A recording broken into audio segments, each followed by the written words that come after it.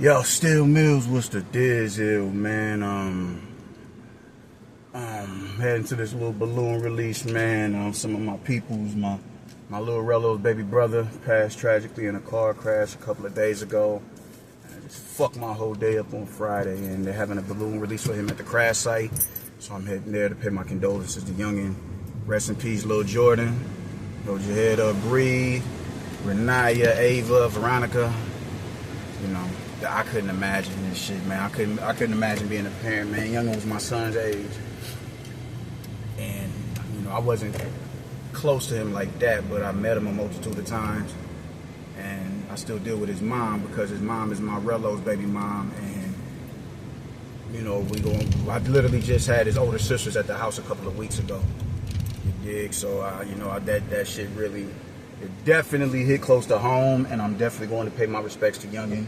And my heart definitely goes out to this family, man. So, yeah, that's where I'm heading right now. But peep game, I want to talk about something, right? And that is what I saw from Andy Cruz.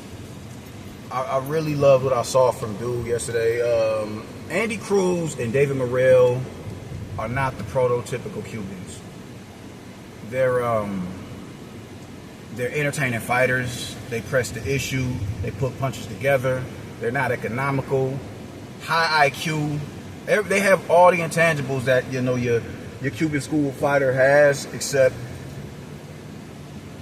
they're more attractive with their styles. Their styles are a lot more attractive than that of a Lara or a Rigondeaux or people that Frank Sanchez. You dig? They're very entertaining fighters to watch, and all of them have the skill to make for an entertaining fight. They just refuse to do it because they take the path of least resistance. Remember what I saw from him last night. I'm more than positive this dude is about to be a champion in the next two fights, man. The jab, bro. This dude's jab is laser-like. The jab is laser-like. Really good feet.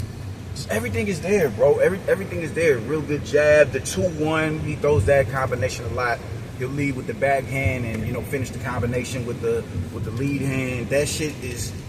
It was just really immaculate boxing that I was looking at, man. He doesn't back up in a straight line. He's always spinning out. He's always in punching position. You dig? He's really defensively responsible in the pocket. The backhand is there. The uppercut, the lead hand uppercut is there, man.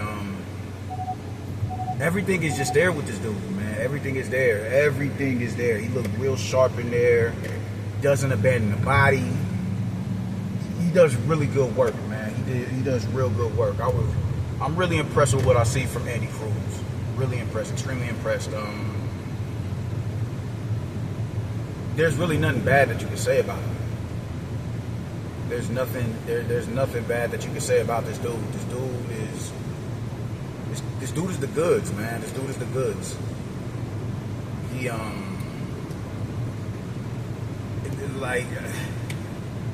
the fight only lasted 5 rounds. What else can you say about that, man? He went in there and just really, put on a boxing clinic, man. Really good feet. I really like his counter punching in the pocket, man. I really like his, his counter punching abilities. He doesn't, just a lot of people panicking in moments.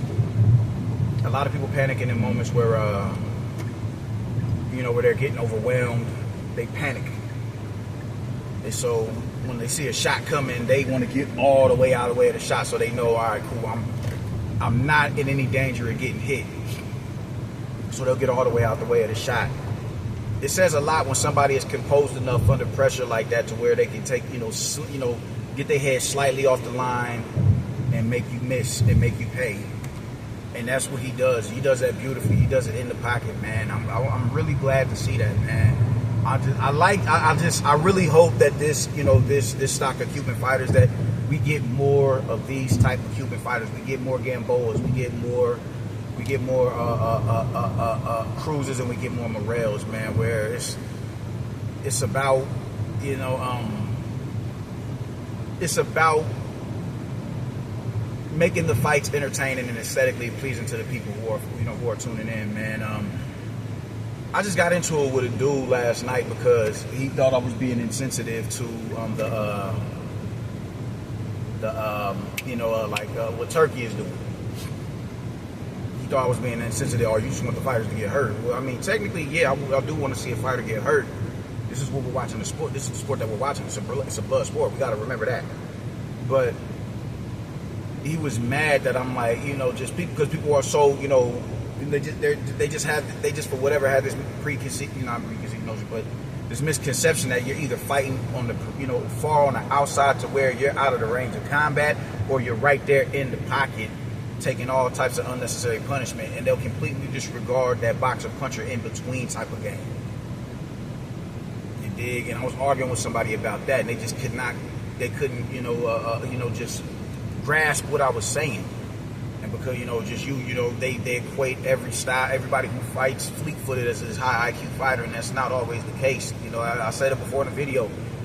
Fleet-footed fighters show vulnerabilities in being one-dimensional as well. You know, because the minute you're able to, you know, close distance on them and put punches together on them, this is all I know. I don't know how to fight at a comfortable range. I don't know how to fight in discomfort. You dig? So yeah, it's just the stupidest shit in the world. But Andy Cruz fights at that range where it's uncomfortable to fight at for a lot of these slicksters, man, and for your typical Cuban school fighter does. And I love that shit. I love that shit. David Morrell does it as well. I love that shit, man. I love it. Everything I saw was dope from him, man. This dude is about to be a champion, and him and Raymond Murataya it's looking like that fight is on the, you know, that fight is, you know, that fight is about to more than likely happen next, because he's a mandatory for that belt that Raymond has, and I'm all for that fight, man. I'm all for that fight. I think that is going to be a very good fight. A very good fight. A very good fight. And it definitely will be a step up in competition for Andy Cruz, man. But I like what I saw. I loved what I saw from Cruz last night, man.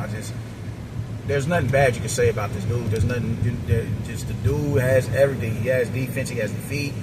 He has the counter punching capabilities. He can lead the dance. You know, really good backhand. Whether he's throwing it off the jab or he's leading with it before he throws the jab. You know, real good jab. I haven't seen too many vulnerabilities with this guy. I haven't seen any vulnerabilities. It would be a little bit more. I would like to see how he does, and I think he was trying to, you know, take that fight. Well, I think he went the distance in his last fight before yesterday. I think he did go the distance. But I would like to see him go the distance, you know, with someone who's able to push him. He did go at least a 10-rounder with someone who's fighting at a certain level. The way that, you know, Tevin Farmer was able to push Zepeda and Murataya, I would like to see that, to know that he can, you know, that he can maintain that gas tank and maintain that output for the duration of a 10 and 12 round bout. No, a 12 round bout, because he's looking to be a champion very soon. So I would like to know that he can do that. I would definitely like to know that he can do that, man. But I think he can. I don't think stamina is going to be an issue with this dude, man. And he has, the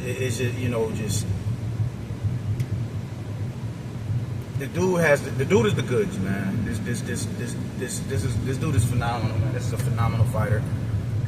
So I'm looking for him. I'm looking for Mason, and I'm looking for Murataya and all these dudes. And Zepeda, and of course Shakur. But Shakur is, you know, I don't think Shakur is, even though Shakur is young, I don't think he's I think Cruz might be older than Shakur. Shakur's had a bigger start. You know, he has a earlier start than Andy Cruz. So I think Andy Cruz is the next batch of lightweights to come up, man. So what I'm saying is I'm really hoping that these dudes continue to push the envelope on behalf of the lightweights. I'm loving what I see, man. I'm loving what I see. So that's pretty much how I'm feeling about it, man. Shout out to Andy Cruz. You fought a tough, man. These motherfucking Japanese dudes ain't nothing to play with. I don't know too much about, I pronounce his name. I don't want to butcher his name. But I just know, he's a Japanese dude, and those dudes are built for tough. They built for tough, man. They not coming to lay down. They not coming to just collect no check. They coming in here to off your head if you give them the opportunity to do so. And if you don't give them the opportunity to do so, you're going to have to go in there and off their head because they're not wavering, man. I respect that about the spirit of the samurai within them dudes, man. So salute to them, man. Deuces.